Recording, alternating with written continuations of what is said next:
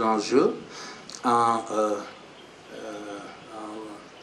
aidant, en faisant en sorte que vos élèves ou vos stagiaires disposent d'une certaine maîtrise des langues comme une compétence essentielle dans ce monde d'aujourd'hui.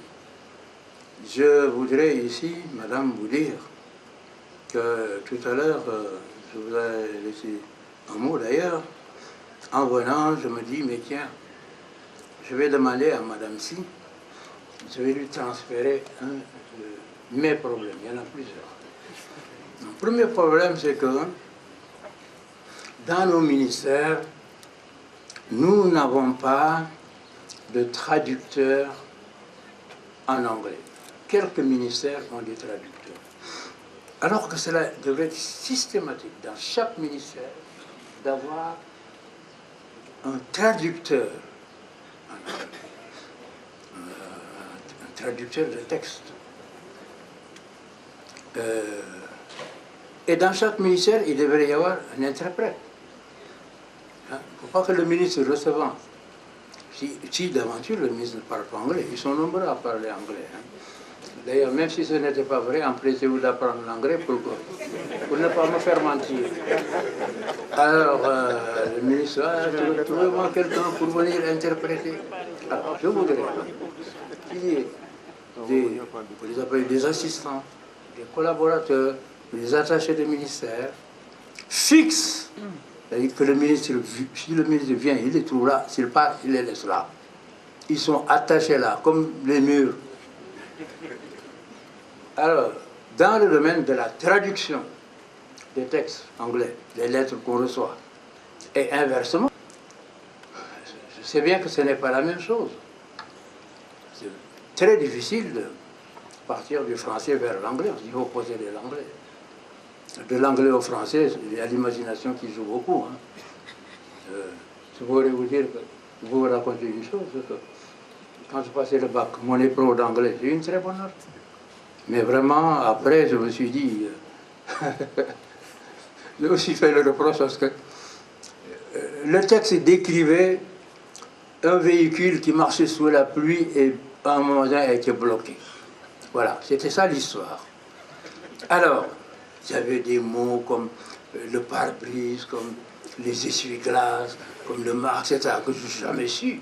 Bon, j'ai laissé mon texte là, et j'ai fermé les yeux, et j'ai imaginé ce qui se passe dans une séance comme ça. Alors, j'étais noté. Je ne peux pas dire que j'ai mérité ma note, mais maintenant c'est trop tard pour la rattraper, parce que j'ai quand même réussi à deviner beaucoup de mots dont je n'avais jamais entendu parler, simplement parce que je me plongeais dans la circonstance en me disant, mais celui qui a écrit le texte là, à quoi il a pu penser? Alors c'est donc dire que quand on traduit de l'anglais au français, il y a beaucoup d'imagination. Hein? On connaît un peu la langue, mais le reste, c'est l'imagination.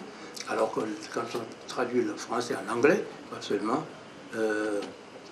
posséder l'anglais.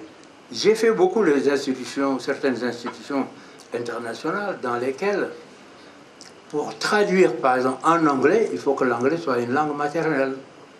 On ne vous recrute pas si l'anglais n'est pas une langue maternelle. On dit vous ne pouvez pas connaître suffisamment l'anglais simplement parce que vous avez des diplômes d'université, etc.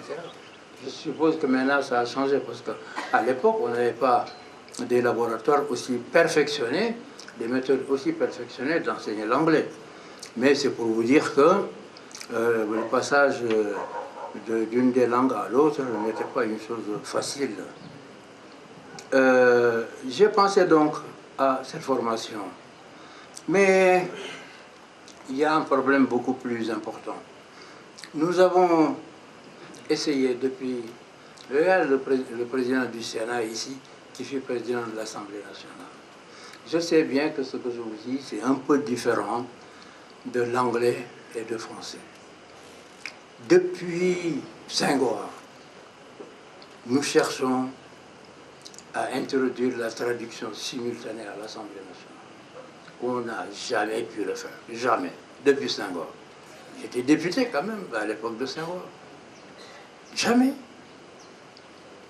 On appelle des gens, on dit ouais, c'est le Canada qui va faire ça, les gens ils viennent, ils travaillent un peu, ils disparaissent.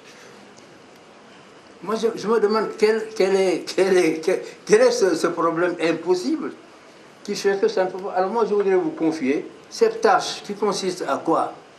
Qui consiste à mettre des cabines, autant de cabines que de langue nationale, il y en a 6 qui sont codifiées, et puis mettre des traducteurs ou des interprètes dans ces cabines et équiper la salle pour ça. Je ne vois pas du tout qu'est-ce que ça a d'extraordinaire. Puisque vous m'avez résolu un problème. Je vous ai dit, moi je cherchais un laboratoire de langue, je vous assure. Moi j'ai fait aussi, avant, bon, dans les instances internationales, j'ai fait un institut de langue à Paris, où on apprenait ça. Je l'ai fait à Boston. À Boston. Donc, je sais un peu ce que c'est. Mais quand je me suis dit, il faut ça au Sénégal. Et je voulais en mettre, je ne dis pas à tous les coins de rue, mais dans tous les grands quartiers. Et à des prix abordables pour que l'anglais devienne une langue courante au Sénégal. Puisque nous avons fait l'option d'être des membres à part entière de l'Union africaine. Alors je cherchais qui produit les laboratoires que je connais, que j'ai vus à Paris, que j'ai vu aux États-Unis. Je n'arrive pas à trouver. Je demande, Internet, zéro, on ne me donne pas. Je vais moi-même au Japon, je pose la question, je dis, mais je vais appeler Sony. Parce que tout le monde pense à Sony. Ah non, oui, nous, c'est vrai, nous les fabriquons, mais nous ne les vendons pas. Il faut vous adresser à Paris, à notre correspondant. Et c'est très, très compliqué. Et finalement, c'est vous qui êtes venu.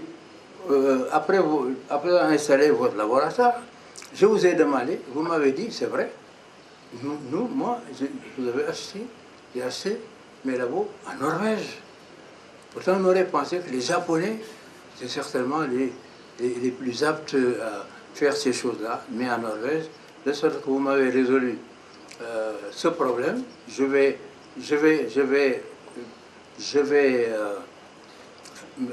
faire tout un programme d'installation de labos de langue dans les différents quartiers du pays. Et pour permettre à des gens, par exemple, sortis de chez vous, de s'en servir, on va les aider pour le financement et ainsi à répandre l'anglais, voire l'arabe et d'autres langues.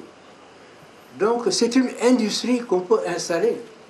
Et d'ailleurs, les prix que vous m'avez indiqués sont tellement abordables que je n'en crois pas mes oreilles, mais bon, si c'est cela, on pourra donc en acheter beaucoup. Alors, en dehors de ça, ce programme que je veux faire, de multiplication des laboratoires de langue, et je voudrais régler cette question de l'Assemblée nationale, et la même question que le Sénat, la même question que le Conseil économique et social, où nous devons traduire dans les différentes langues. Je sais bien, vous n'êtes pas spécialiste du Wolof, du Polar, du Sosé, du Manding et d'autres, mais ça, c'est un problème que nous pourrons résoudre. Réglez-nous simplement le problème technique, c'est-à-dire les cabines, le problème technique pour parler et écouter. Le reste, nous en faisons, n'est-ce pas, notre affaire. Mais je voudrais vous encourager à faire ce que vous avez fait ici dans les autres universités. Les universités comme Saint-Louis, qui sont des universités de pointe, qui sont très avancées. Je ne dis pas que Dakar ne l'est pas, mais dans certaines sciences, notamment dans les mathématiques, dans l'économie, là aussi, il faut former du personnel pour pouvoir travailler dans ces domaines. Cela est extrêmement important. Un traducteur en économie doit avoir au moins un minimum d'économie, de connaissances économiques. Un traducteur, je présente par exemple une conférence de médecine. Les médecins qui ont la particularité d'aller chercher un truc de quelques millimètres là, et de disserter dessus pendant des jours et des jours, Si quelqu'un n'a pas la connaissance, il ne peut pas interpréter, c'est pas possible. Et en Europe, vous avez des journalistes qui sont spécialisés dans la médecine. Les congrès de médecine, ils peuvent écouter les professeurs, les interviewer et faire un rapport exact de ce qu'ils ont dit. Vous avez des journalistes qui sont des spécialistes d'économie. Quand on leur dit un mot en économie, ils ne diront pas un autre mot à la place. Donc c'est valable pour les journalistes, c'est valable aussi dans les différents domaines. Vous avez ouvert le chemin de cette industrie de la connaissance pour passer d'une communauté à l'autre. Je ne peux que vous encourager et vous féliciter. Je termine par un vœu que la plupart d'entre vous connaissent. J'ai été en charge par la communauté africaine-américaine de mettre en place une édition, une maison d'édition en anglais ou en américain et en français, pour traduire en français des ouvrages américains ou anglais et traduire en anglais les ouvrages qui sont faits en français. Nous avons fait ici un festival et nous sommes aperçus qu'il y avait un mur entre nous. Il y avait un mur entre nous. Ceux qui sont venus nous ont laissé, sur les 5 conférences que nous avons tenues, ils nous ont laissé un tas d'ouvrages qui permettent d'approfondir chacun de ces thèmes en anglais. Combien de gens vont s'y intéresser?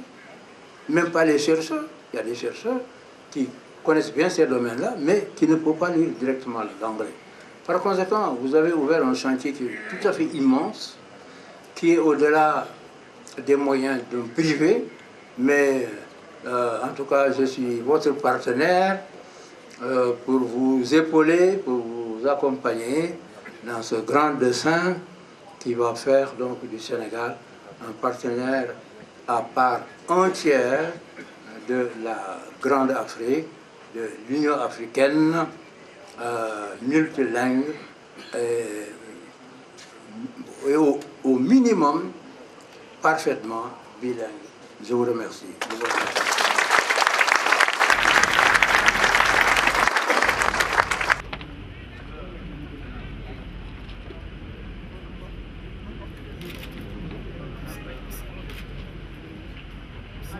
De la musique.